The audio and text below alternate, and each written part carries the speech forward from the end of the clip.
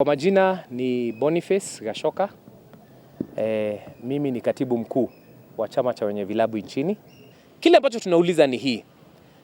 Huu mwaka pekee bidhaa ambayo tunaita pombe ama bidhaa ya starehe imeongezewa taxes mara 2.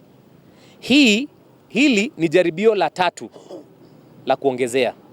Wakati tunafanya hivyo, msisahau ya kwamba sisi ndio tulikuwa watu ambao walilazimishwa wafunge biashara zao kwa sababu ya ugonjwa wa COVID.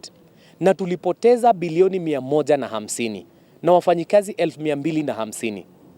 Wakati tunaongezewa bei, sisi wanabiashara ambao wanafuata sheria, wamelipa leseni na wamefuata wazo lolote za serikali, hiyo ni kumaanisha ya kwamba tunataka kuongeza ukunywaji wa chang'aa.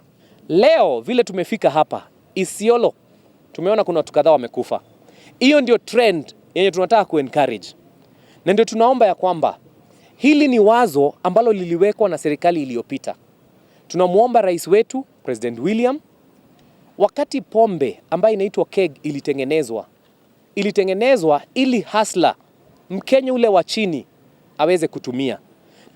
Huyu Commissioner General ambaye anaitwa Gethi, tunamuomba rais, nafikiri ni wakati aende nyumbani, kwa sababu wazo ambalo wako nalo hawezi badilika.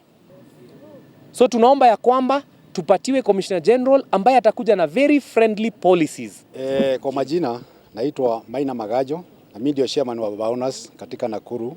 Sisi ndio tunaendesha uchumi. Nigeomba tu na mama yetu tulienda huko Kiroshe na kuuliza kabisa ufuatilie maneno, tusiongezewe pombe, sababu mkiongezea tunaendelea na chang'aa inakuwa mingi.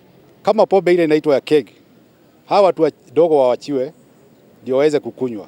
Tafadhali hiyo kitu msiongeze.